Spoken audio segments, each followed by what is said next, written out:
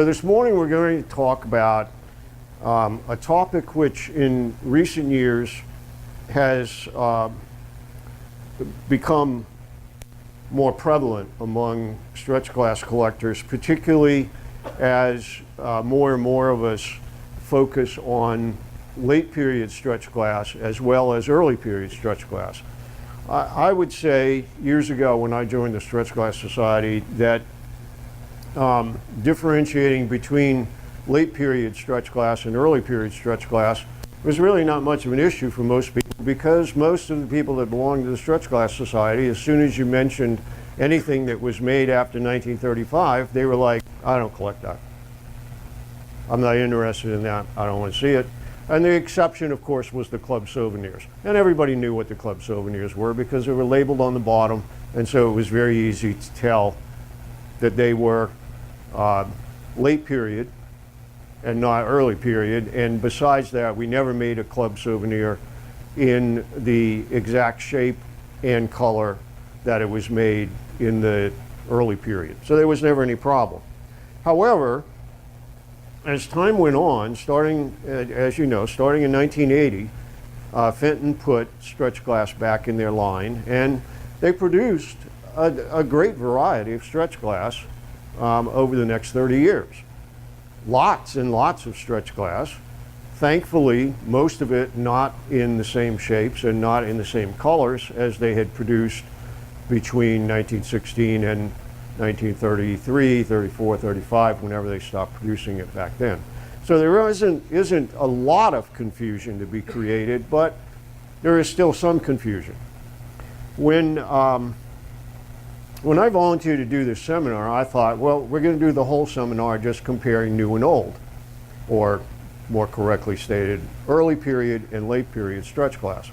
And then I realized, as I was doing some research and whatever, it was going to be a very short seminar, because there were like 2 or 3 things that I could show you that were the exact same form, more or less the same color, and that was about as much as I was going to have to talk about. So I decided to expand a little bit and go over some of the confusion that we experienced between similar shaped items from the early period that were made by multiple manufacturers, because it turned out that that happened a fair amount of the time. Of course, in those days, glass companies copied each other. In some cases, I don't think it was so much copying as it was producing what the market wanted to buy, and the shapes turned out to be similar. Let's talk a little bit about how we go about differentiating pieces of stretch glass. So, first of all, we had 9 companies in the early period. We had 1 company in the late period. Okay, so in the late period, Fenton is it. Yes, there's a little bit of iridized glass that looks similar to stretch glass that was made in West Germany. It is not stretch glass. It has polished panel marks on the bottom of it. Let's get that over with to start with. It's art glass, okay? It's very easy to tell. All you have to do is flip the piece over, and there's a polished panel mark on the bottom of it. As soon as you see that, you're not dealing with stretch glass anymore. 99 out of 100 times you're dealing with a West German iridized glass. It was made in cobalt, emerald green, red, amber. Okay, so we've disposed of that. And what? And crystal. Okay, and so now we've disposed of the West German confusion. Okay, those 5 colors, polished panel on the bottom, very limited number of shapes, plates, vases, mostly, that's it, okay? All right, but in the early period, we have plenty of confusion. And so I sort of go in order. When I'm trying to figure something out, this is the order I go in. I'm not sure everybody goes in this order, but this is the order I go in. First, I look at the color, because there are approximately 90 different colors of stretch glass. Okay, if you go by the manufacturer's names and you treat iris ice as being different than Persian pearl, which is different than crystal, okay, if you add all those up, you'll get around 90 something colors of stretch glass. Now, if you condense them down and you say, okay, but crystal is crystal is crystal is crystal, and you'll narrow them down, you're still going to get around 50 or 60 colors, because you've got opaques, you've got the slags, you've got the translucents or the transparents, and you've got subtle differences between the blues and the greens. Topaz is pretty standard. Everybody pretty much made the same topaz. Well, once you get beyond that, you've got lots of varieties within the color families. But the first thing I do is I look at the color, okay? If it's russet, I know Northwood made it, because Northwood is the only person who made russet, okay? Now, if it's olive green, and it sort of looks like russet, because I'm in a tent at a flea market, then I have to look at the shape. I look at the shape, and I say, here's russet, okay? Northwood, russet. Dave picked this up earlier and said, kind of a weak example of russet. I said, yeah, but it serves a purpose. I wanted it to be similar to this color. Okay, so a lot of times russet is deeper than this. Okay. But if I see this, and the light is not too good, and I look at it and I say, ooh, that's russet. And then I pick it up and I look at it and I say, no, that's US glass. Why do I know it's US glass? Because Northwood didn't make anything that looks like this, and this is a US glass pattern, okay? This is a US glass mold. So in 2 shots, I've narrowed it down from 9 companies. I've narrowed it down to exactly the right company. I'm ready to decide, okay, do I want this? Do I already have it in my collection? Does somebody else want it? Am I looking for it for somebody else? Is it a good price? Should I buy it? Should I not buy it? I can move on. It's not always that easy, but it's easier than you think if you get pretty comfortable with the colors and the shapes as best you can.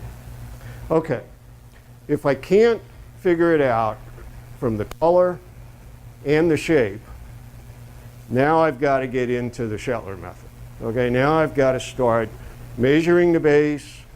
I've got to look for a ring at the bottom of the stem.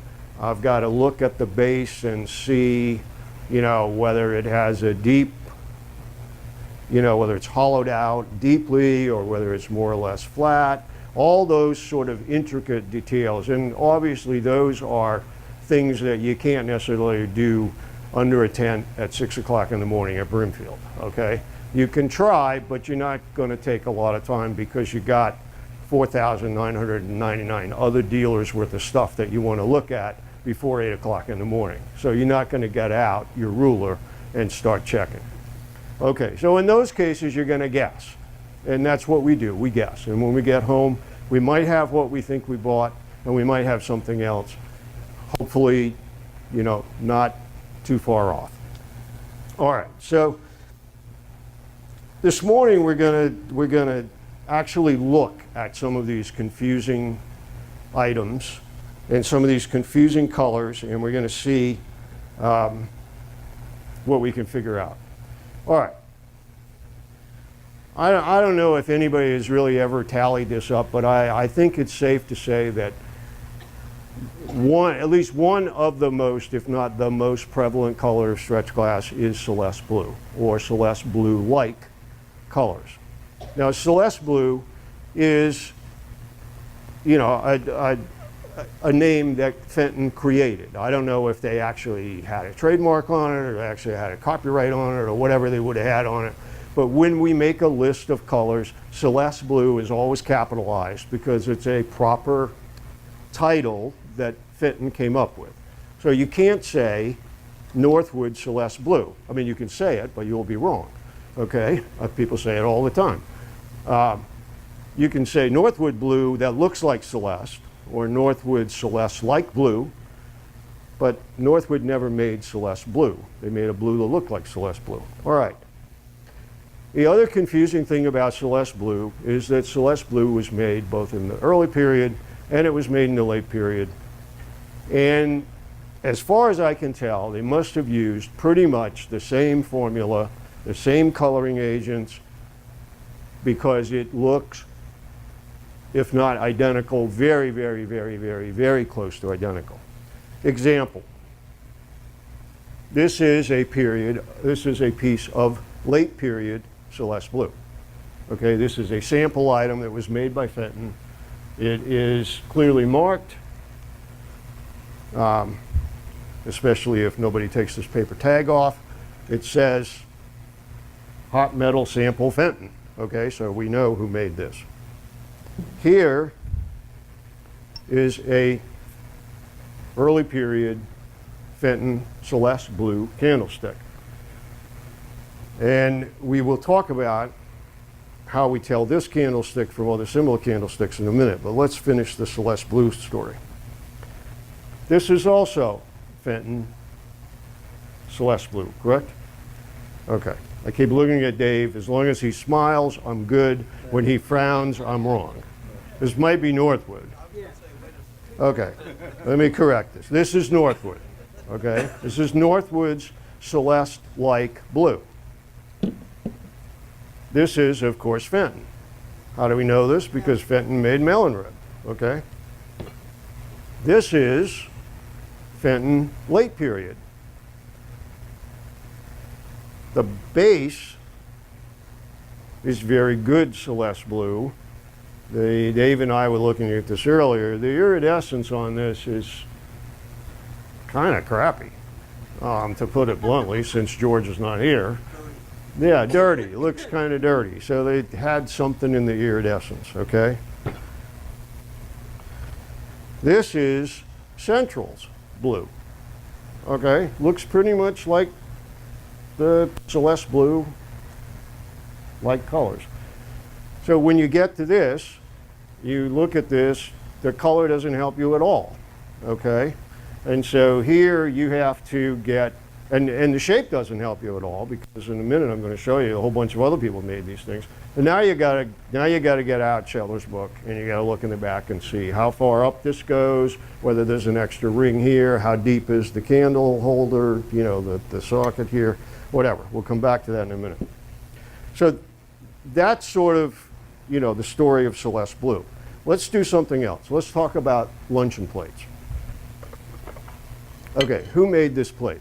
This has got a. This has got the. What do we call that thing on the back of it? Yeah, but what was the thing that stuck out? A knob? A Marie. Okay, it had a.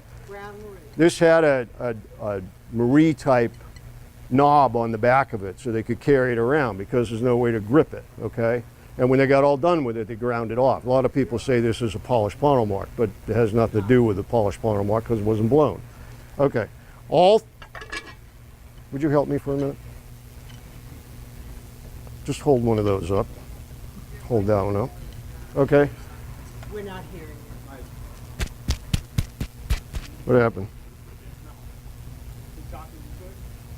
Yeah, I'm talking into it. It's here. Maybe the battery died. There you go. All right, I will just yell louder for a little while. Okay. So Vanna and I have 3 plates here, okay? Show them the back of the plate, please. You see those plates? Do they all look similar to you? Yeah. Okay. All right. So they all look similar. Does the color help at all?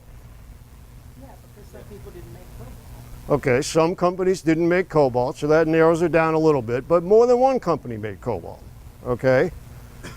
How many companies made emerald green? Northwood. One company made Northwood green. Who made this plate? Northwood. We've settled that. How many companies made a Florentine green-like color? Fenton. Who else? Central. Northwood didn't make a Florentine green. Okay. We are lucky in this case in that the diamond and the central greens are slightly different than the Florentine green. They have a bit more blue in them. Florentine green has a yellow in it. So that will help if you're in very good light and you know what you're doing, okay? But, so in this case, I will tell you, Fenton made this plate, okay? Now, who made this plate? Diamond. How do you know? Okay, collects that color. Thank you. Fenton also made royal blue, so there's a potential that Fenton could have made that. Absolutely. No. How did you know it wasn't that? The back, okay? Yeah. On the back of the Fenton plate, there is a flat surface. It's not ground, it's molded, okay? It's iridized. On the back of the diamond plate, there's a ridge on which the plate sits. So the ridge is also not ground, it's molded, it's iridized. The plate sits on the ridge. This one, the plate, there is also a ridge, by the way, but there's also a flat surface. I guess technically, I have to be careful here, I'll get corrected. Technically, I guess the plate sits on this ridge, but next to the ridge is a flat surface. That will tell you this is a Fenton plate. Cal, technically, there's a seam. He's talking about a ridge, there's a seam. Yeah. So if you run your fingernail across that, you'll catch your finger on the seam. If you look at the diamond one, there is no seam there. So if you run your fingernail across that rim, you won't catch them. All right. Let's do something that we've all done before. Well, most of us have done it before.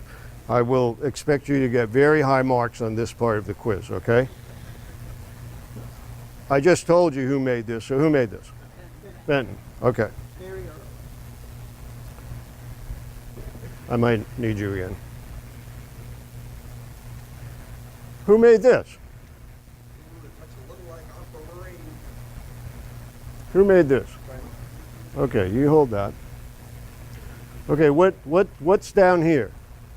Like a tent. A tent, okay? What's down here?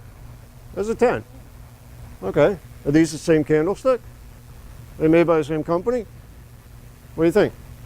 Is that ball a little bit bigger on the one on the left? It might be a little bit thicker on the stem there, yeah. This, as he just said, is made by Vineland. This is the Vineland stick. That's the Coke bottle thing. Okay, this is Coke bottle green. I named that color, by the way. I just want you to know that. I named that color when I was a youngster in stretch glass. I came to a convention. There was a great debate going on about what this color was. I said, it's easy. This is Coke bottle green. It's stuck, okay? I don't think it's in your book. Okay, this is Coke bottle green. We don't, this is one of those colors, we don't actually know what color this is. It doesn't really appear in a color list in the Vineland, any Vineland literature that we have. We've never found a piece with a sticker on the bottom of it. So we don't know what color it is. It could just be a bad batch of something else, because Vineland did a lot of bad batches of a lot of glass, okay? But the way you tell the difference is, this is made in a 3-part mold. I don't know if you can see this. We can pass these around. This is made in a 2-part mold. So when you look at this, you've got one mold line that goes across. Here you've got 3-part mold. You can see the 3 parts on the top. Now, Northwood decided to get in this party. Northwood made it easy for us. They put a donut at the bottom. Now you're all saying, how the hell am I supposed to remember all this when I'm out in the middle of a flea market? I'll tell you how I remember it, okay? I do word association. Northwood has a lot of O's in it. This, to me, is a donut. A donut is like an O, therefore this is Northwood. That's how I do it, okay? It's a donut. This is a tent. That makes it easy. Oreo cookie. It could be an Oreo cookie. That starts with O also. That would work. All right, let's do another easy one. These are also somewhat confusing, although once you figure them out, they're pretty easy. Let's do bonbons, all right? Now I made this really easy because I picked the really easy colors. Okay, everybody knows who made this bonbon, right? Northwood. How do you know that? Because of the color. okay? Northwood is the only one that made this color. This is Northwood. Okay, when you take the cover off a Northwood Bonbon, there is a ridge here, okay? You can run your fingernail along the top of that ridge. It goes all the way around, and that is a Northwood cover. I mean, yes, a Northwood cover. Now, I caution you that all Northwood covers do not today reside on Northwood bottoms, okay? In the case of Jade Blue, they do. In the case of Topaz or Blue, they do not. Okay, who made this bonbon based on the color? Yeah. It's black. Who made it? Diamond. Diamond made Egyptian lustry. This is Egyptian lustry, okay? Now, if you look here, you can also run your finger around this ridge. And so this cover is very similar to that cover, and you have to go further into the details. You have to now begin to look at the edge of the panels. You have to look at the size of the knob. You have to look at the panels on the bottom and so forth to determine whether it's Northwood or Diamond. But you don't have to do that if it's Egyptian lustry. You don't have to do it if it's Cobalt Blue. Diamond made Cobalt Blue. If you get a Cobalt Blue one and you can run your finger around it, you're home free. It's Diamond because Northwood never made it. If you should find one of these in Emerald Green, you'd be home free because nobody else made Emerald Green except Northwood, okay? All right, who made this one? You're cheating. Yeah, I sold it. This was made by Fenton. Now, you might say, well, wait a minute. Diamond made that color. Yeah, well, they did. The Diamond ones are almost always very heavily iridized, almost to the point where there's like a layer of iridescence on them. The other thing that's different about these is that on the Fenton one, there is no ridge. There is a flat, rim that sits down in, okay? So if you can remember, Fenton, flat. Fenton is flat. The other guys, you can run your finger around. All right, so that disposes of 10-inch candlesticks and common bonbons. All right, we'll do one more of the easy ones, and I'll really need you this time because there's 4 of these. Okay. 4 different companies made what we call the Trumpet Candlestick. There are actually 5 versions of the Trumpet Candlestick. I only brought 4. But one company made 2 versions. Okay? Now, who made that candlestick? Northwood. Because it's russet. Okay? Who made that candlestick? Fenton. No. No. Who? No. No. Central. Central made that candlestick. Yeah, it's got the tall cup, Yeah. 2 rings. That is the Central Trumpet Candlestick. And you see how confusing it is? Because you were all correct in the color, okay? That could be Fenton, it could be Diamond, it could be Vineland, whatever, but it's not, it's Central, Tall cup. okay? Who made this one? Is that luster? Is that luster? No. It's purple. We have a vote for Vineland. Or, no, we have a vote for Diamond.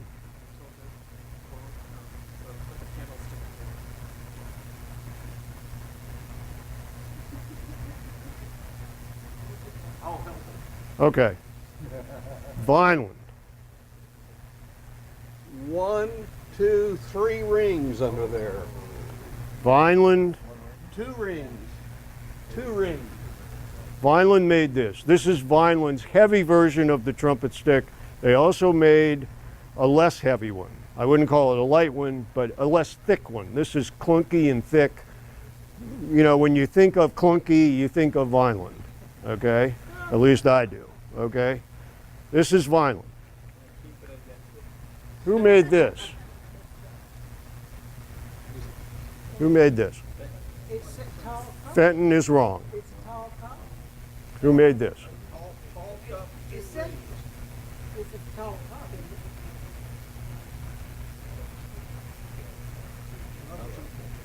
Who made it? It would be another central.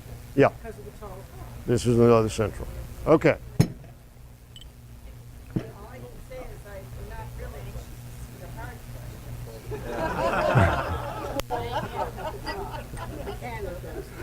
Okay. I want to dispose of another question that comes up on a regular basis, and I know that the Eichels are particularly interested in this. Here is the old, here is the new. Okay, early period, late period. Early period color is almost always not as ruby as late period. Okay, I'm not telling you you'll never find an early one in this color. I'm just saying you won't usually find one in this color. They're almost always more like this. Okay, this was Bill Krall's. This is the red dolphin comport that was photographed by Bill Heacock when he wrote the first Fenton glass book. So this is what you see in the books. Now the other way you can tell. Cal, we had a question last night. Hold that up and hold this up. Yeah. Somebody said, is this that odd ruby? And if you see them side by side, you'll see this is definitely much more orange. than that. Yeah, this Yeah. is a true tangerine, not an off ruby. Although I will tell you that a number of years ago when we had the dolphin display and George Fenton came over, and everybody was gaga about this because, you know, there aren't very many of these old ruby, these old red comports. George looked at this and he said, I'm not sure that wasn't supposed to be a tangerine comport. And we were all like, no, we don't want to hear that. Because tangerine comports sell for like $65 and this sells for like $965. Okay. The other thing, of course, is the base. That the base is thicker on the old, thinner on the late period. Okay, and the late period is heavier. The early period is lighter. All right. So the reason I bring this up, by the way, is because, and the reason I referred to Eichels is many of these late periods are not marked. And that makes them very, very confusing. They are not marked. It's not just the one that you guys found that wasn't marked. We've seen at this point now that you brought it to our attention and we've been looking, we've seen dozens of them that are not marked.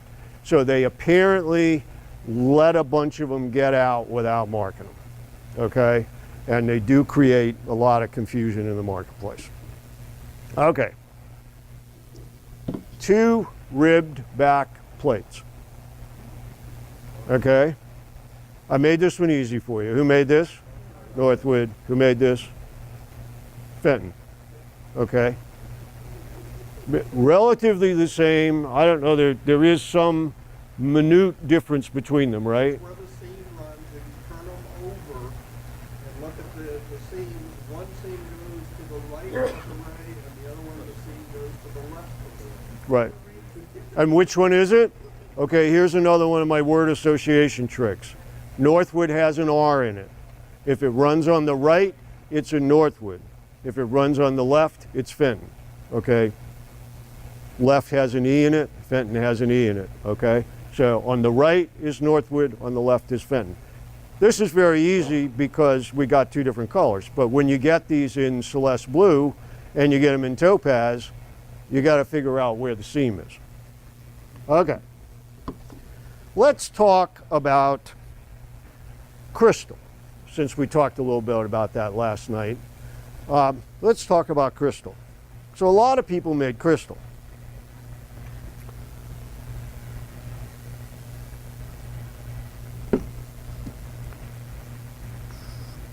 Let's start with diamond. This is diamond's crystal, okay? I think they called it crystal, right? White. They called it white. Okay. This is whose crystal? By the shape. Fenton. This is a Fenton Punch Cup. Nobody else made a punch cup like this. You see a punch cup like this, it was made by Fenton. Okay? You're looking at handle, is that what this is? The whole thing. There's nothing else like it. The closest thing you can get to this punch cup is this punch cup. This punch cup has rays in the mold, has a completely different base. This is, of course, also Fenton. This is late period Fenton. This was the ones that were made by Ann Fenton for us. This is an early, legitimate Persian pearl punch cup, rare item. Don't know how, we know there's one set of 12. The Umbracos have a set of 12. We don't know, I don't think we know how many singles are floating around. You have 2, I now have 1, you know. This is something to be on the lookout for. Yes, it is, but their punch cup has a double set of rings around the top of it. Yeah. I have a question. You said white, but when I see, I mean crystal, but when I see those pieces up there, I just see white. Okay. Because crystal to me is Clear. Yeah. Okay. Well, and that's a legitimate comment. I mean, Dave says that Diamond actually called theirs white. Okay. Fenton called theirs Persian pearl. Imperial called theirs Iris Ice. Lancaster called theirs, we don't know, okay, but it's this color. You'll also find this piece in other colors, in weird colors, okay? Who made this little cheese and cracker set? Can you tell by the shape?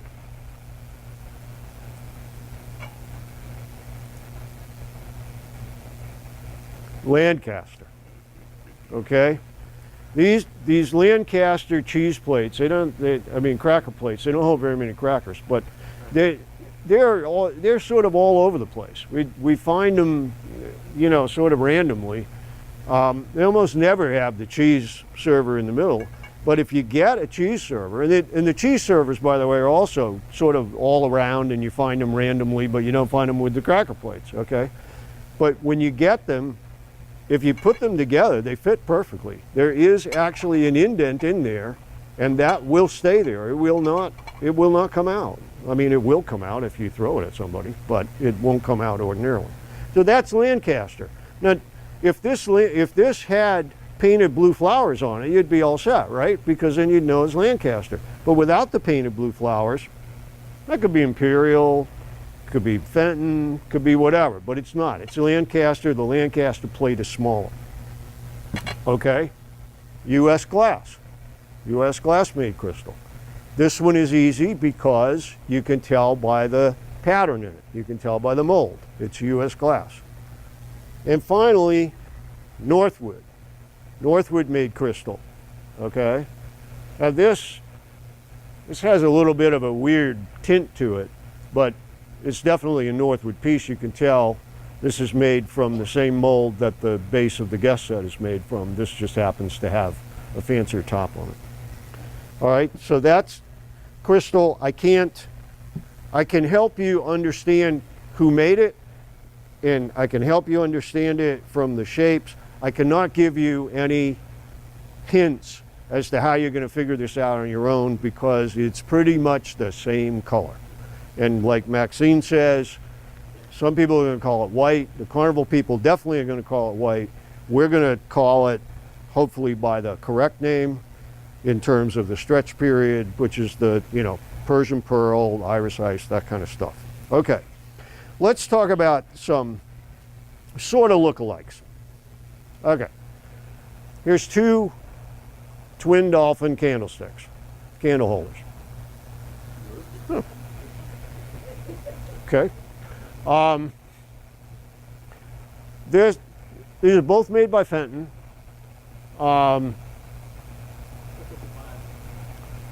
What? Yeah. They had different plungers. This is. Oh, I think it's wax. I mean, we actually use our stuff. So yeah, it's got wax in it. Well, the condensation is on the bowls. We'll deal with that next. But okay, these had different plungers. Okay, this one has got holly leaves on it, reminiscent of, you remember the ruby, non-iridized ruby candle holders that you see? They're a dime a dozen that were made by Fenton. They almost always have the holly on the bottom of them. Okay, you can find them in flea markets everywhere. They used that same plunger on this when they made this. This is the late period. This is the early period. I think almost all of these we find have the rays on the bottom, right? Okay, they're a little different, not much. Okay, the color gives it away. This is dusty rose, by the way. This, of course, is the good old velvet rose. Okay. Two Fenton sherbets, both in velvet rose. Which one is early period? Which one is late period? This is late period. This is early period. These are, I'm sorry if I'm hurting anybody's feelings, these are a dime a dozen, a quarter a dozen, $1 a dozen, whatever you want to say. These are rare. Okay, these are tough to find. If you walked into a flea market and somebody had a set of 6 of these, you ought to buy them. Because they're pink. If you find a set of 6 of these in blue, they're common. Topaz is pretty common. Anything else other than blue and topaz is not common. Green is sort of common. Everything else, tough. But telling the difference between those two pinks. Well, okay. Is it the fact that the older one is less deep, more flared? No. Is there something else that is a trigger for older roots? Yeah, so Fenton actually changed the formula for pink or velvet rose when they reintroduced it in 1980. And as I've heard it explained, velvet rose is it correct to say it's a striking color? It's a striking color, which means it changes, okay? It doesn't come out of the mold, doesn't come out of the pot pink. It has to be made to look pink by cooling it, heating it, whatever. That's what they had to do in the old days. They managed to figure out how to make it without going through all that hoopla in 1980. And so this has a little bit different color, although it's not much different, but it's a little bit different color. This is a whole different shape. This is twice as heavy as this. And it holds a lot more ice cream too. Okay. Here's another punch cup. Now, this is very definitely velvet rose. Okay, this is late period velvet rose. Would you say those are the same color? Not at all. Oh, Bob says not at all. That's pretty definite. Okay. And here's what happens when velvet rose gets overheated. It gets a brown color to it. And I call it cooked velvet rose. And so you can see they didn't always strike it correctly. This is, When it overcooks, I mean, does that become unusual and worth more than a regular one because it's unusual, even though it's not what they desired? I would say, stretch collectors view the overcooked as less desirable and the pure pink as more desirable, but It would be much rarer, but people right, exactly. They don't like the color of it. They like the real pink, right. Now this is actually sunset, okay? This, I don't know what year this came out, and I can't tell by looking at the, oh, maybe I can. No, I can't. This was introduced later. This was introduced in 1980, was in the line for a couple of years, came out of the line. I think it went back in the line. Later on, they introduced this new color sunset, and this is part of a very large punch set. There is a gigantic punch bowl that, you know, it's like this big around. It has a base, and it has the grapes on the whole thing, and it comes with 12 cups if you get the original set in a bowl. So this is definitely late period. All right. Just as we had the Dusty Rose Dolphin Stick, we have the Dusty Rose Bowl. No mistaking the old bowl and the new bowl here. I mean, this has got all kinds of stuff in the mold. This is clean, except for the dolphins. These dolphins are clunky. These dolphins are closer to the side of the bowl. They don't have the detail that the old dolphins have. You should have no trouble distinguishing those. Continuing with the dolphin theme, old, new, okay? The one thing that is almost always the case with the later period ones is they bulge down here. You look at this vase, straight down, okay? Nice and flat. It's a fan vase. There's a little bit of a bulge there, but not much. Remember they made these from a comport, okay, or a candy bottom, and they squeezed them together. They worked them together with those cherry paddles that you saw in the video last year. So they worked them until they got them flat. I don't know what happened. I don't know why. Maybe the new workers weren't as, you know, maybe they weren't as good. Maybe the glass was thicker. The glass is thicker.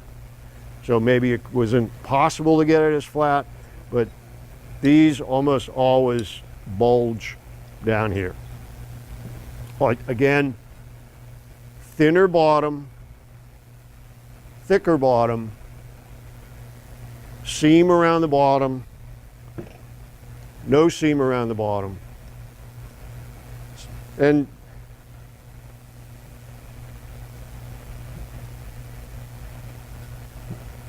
going to be difficult to find a late period fan base in a color that should confuse you in the first place. The only one that would confuse you, I guess, would be the Velvet Rose. They did make a Velvet Rose double dolphin fan vase. Also keep in mind, old fan vases are made in two sizes. This is the larger size. The smaller size has a smaller base by about a quarter of an inch, I think. And the whole thing is a little smaller. You put them next to each other, they're noticeably smaller. I think they only made larger ones in the late period. Okay. Diamond optic plunger. We know who made this, right? Fenton. It's tangerine, has a diamond optic plunger in it. This is the largest of the three size vases that they made. They made all three sizes with the diamond optic plunger.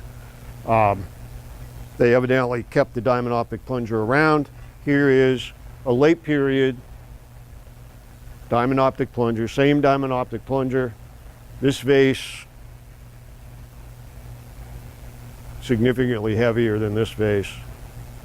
Which is the heavier of the two? The new one. New one is heavier.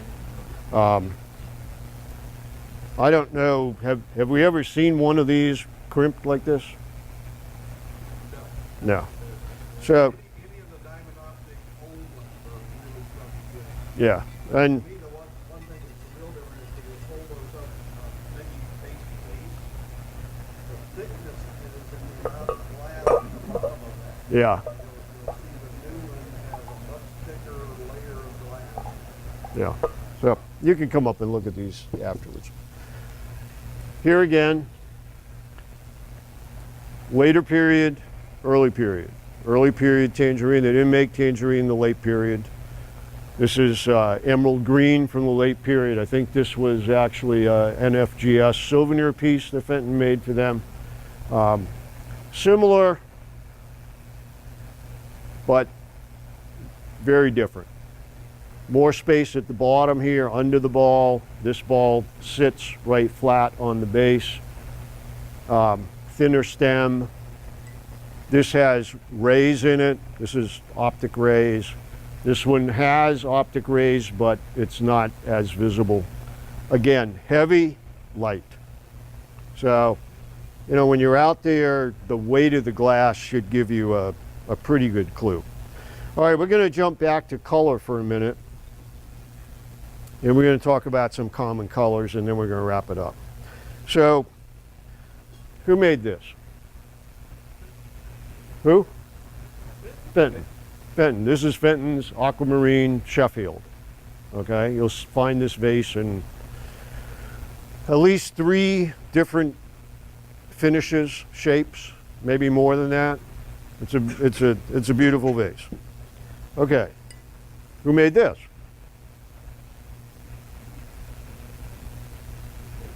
Fenton. Okay. Well, there's got to be a few trick questions in here somewhere. Okay, who made this? U.S. We know by the shape, and it's Coke bottle green, but it's pretty close to aquamarine. Who made this? U.S. Again, this is, Dave mentioned this, I think, when you were doing the center handle servers, that, you know, U.S. apparently made an aquamarine-like glass. They also made blue. Okay. What about this? New Fenton. New Fenton. This is new. Did they call it? They didn't call it aquamarine. They called it something else. This is velvet blue, right? Does it have a thicker base? Well, it has a totally different shape. Well, this is for sure velvet blue. Okay, so this is something other than velvet blue. My feeling is it is, and the real problem with that little rose bowl is that it's got a ground bottom and no marks on it. Yes. No mark. Again, a piece that we today believe is new. This, when I bought this from Bill Kroll years ago, he believed that this was an old piece. I mean, I really believe that he believed, because he didn't typically try to pull your leg on stuff, at least. I have another question now. That's such a small hole. Is that the very than rather than I thought that very small hole. But I know you said one hole. If you want to put your hair in it, it's okay with me. I mean, I think if you, no, that, No, they don't. That's why I wondered if it's a smaller hole there. yeah, The problem is that is the original Sheffield mold. Sheffield was a whole line, but in the original they only made the tall bases and straight.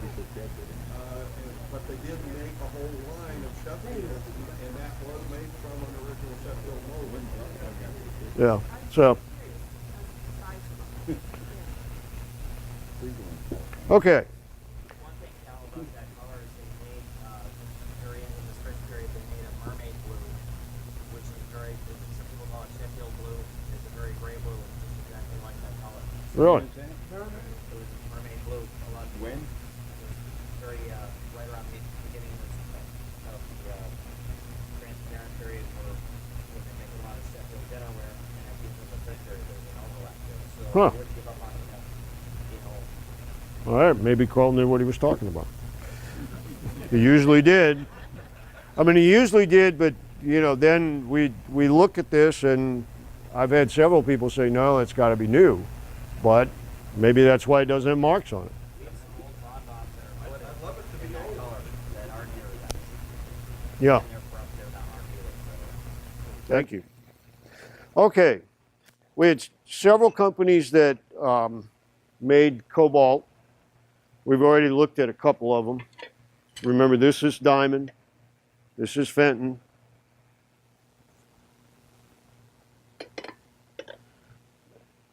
Most of this cobalt stuff, by the way, is pretty desirable. It's tough to find. There wasn't a lot of it made, evidently. It's pretty hard to find. It's nice stuff.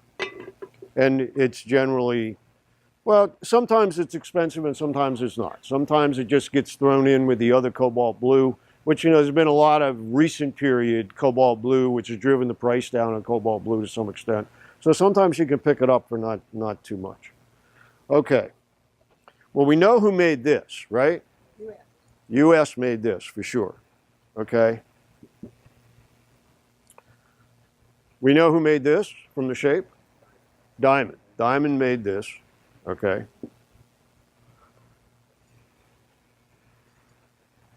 Dave and I talked about this. I'll probably get this wrong. Central, right? So Central made a very nice cobalt blue. We do find it. They made candlesticks to go with it. They made trumpet candlesticks like the ones we looked at earlier in cobalt blue.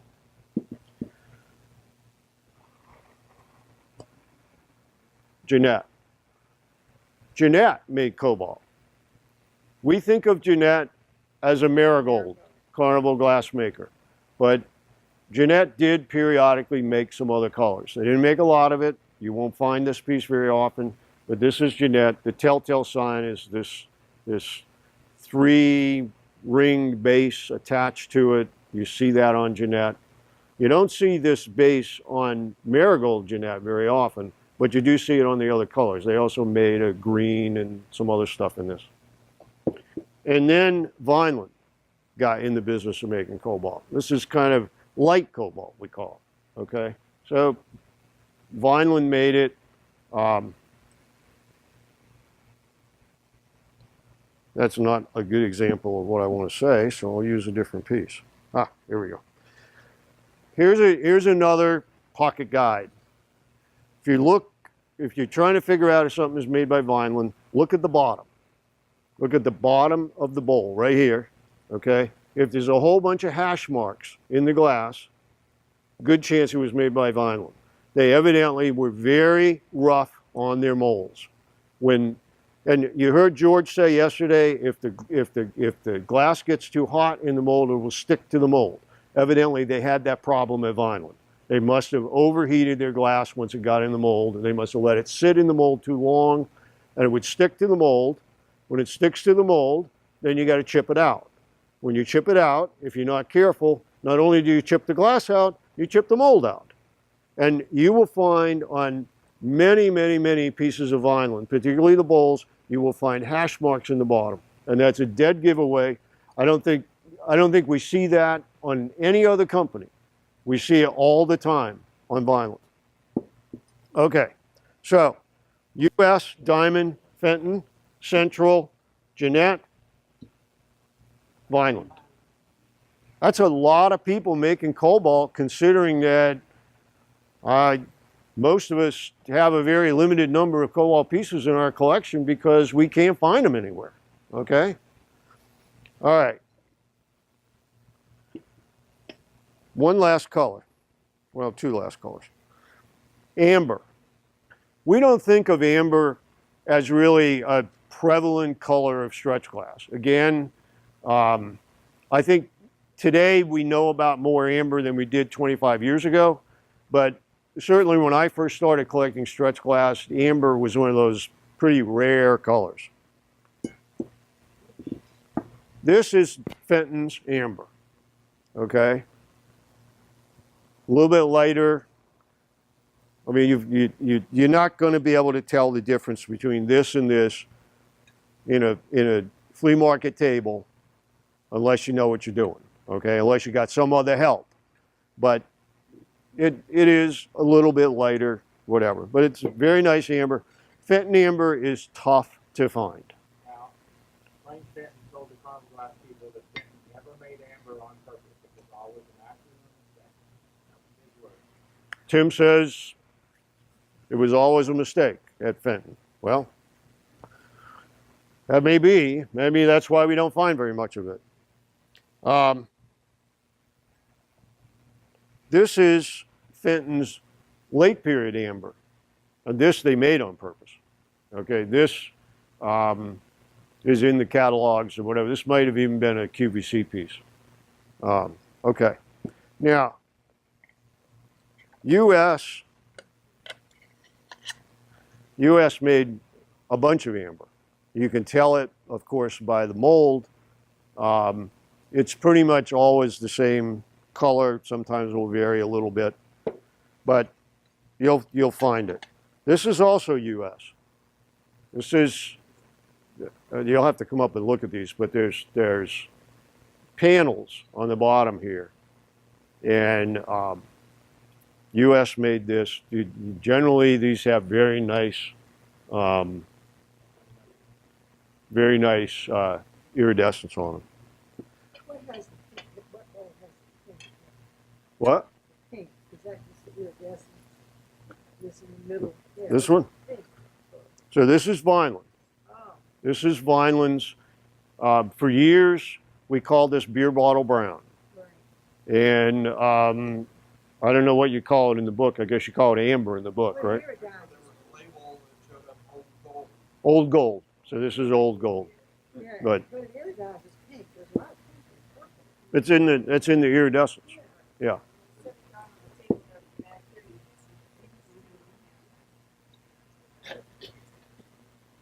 This is Vineland also, right?